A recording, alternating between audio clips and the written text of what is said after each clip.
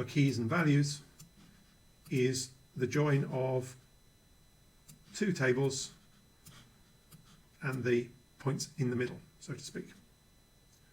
So what is the point of this? Well, the point of this is hopefully we can define a notion of lookup, which is relatively quick.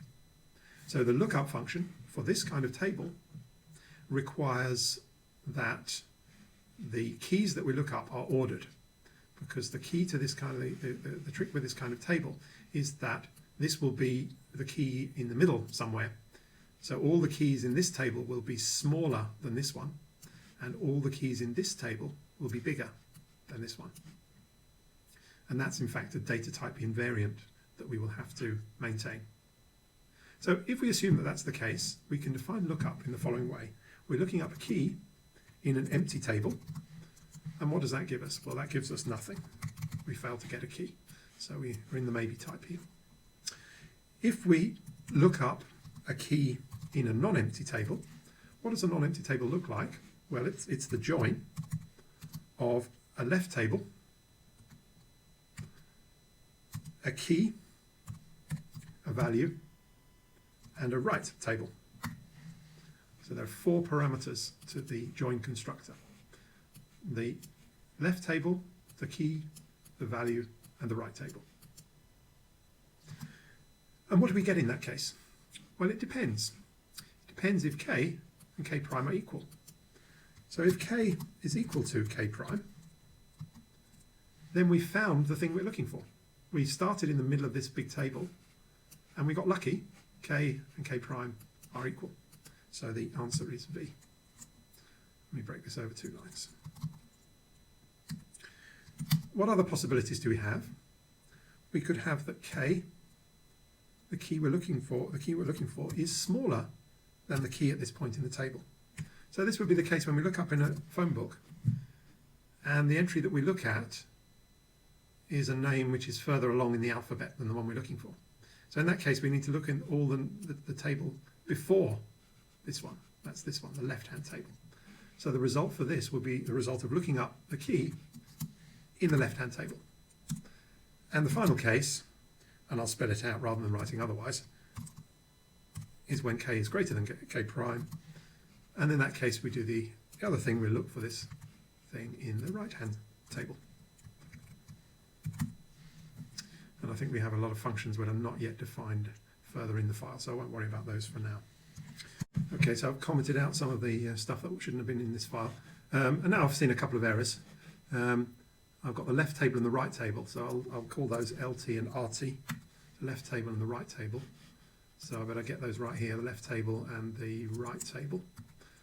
So that was one thing. The other thing is that we're returning a maybe type. And so if I find the key that I'm looking for, the result is not V, but it's just V.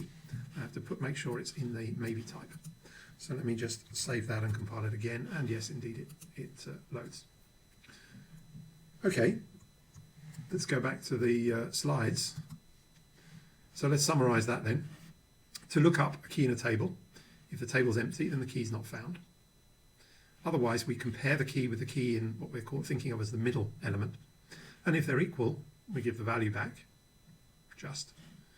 Otherwise, if it's less, then we look in the first half of the table, that's the left-hand table. And if it's greater, we look for the key in the right hand or the second half of the table. And so that's the function that we just defined. And there was the definition. Okay, so the next function we want to look at is inserting a new key into the table. And this is what will enable us, together with an empty table operation, this is what will enable us to build tables. So this will insert an element into a table. So it takes a key and a value and a table and generates the new table you get by inserting the key value pair into that table. Now we have to be a little bit careful to insert this in the right place, because the keys have to stay in order. That is to say, the invariant has to be satisfied. We haven't defined the invariant yet, so maybe it's a good time to do that. So the idea is to compare the new key against the middle one and either insert into the left hand, or the first half of the table, or into the second half of the table. So inserting a key value pair into the empty table is fairly easy. We're going to build a table, a non-empty table, by joining the empty table, the key and the value, with the empty table.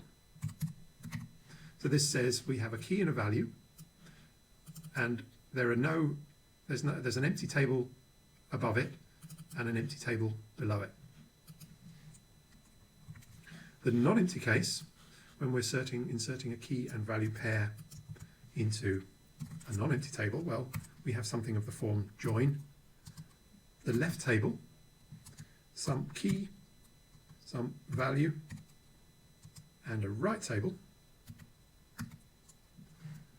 And here there are 3 cases corresponding to the 3 cases from the previous definition. So what should we do if we try and insert a key that is already in the table?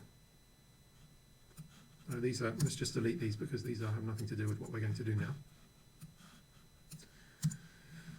So, well, that's a question mark. So let's take that case last, because that's a kind of special case.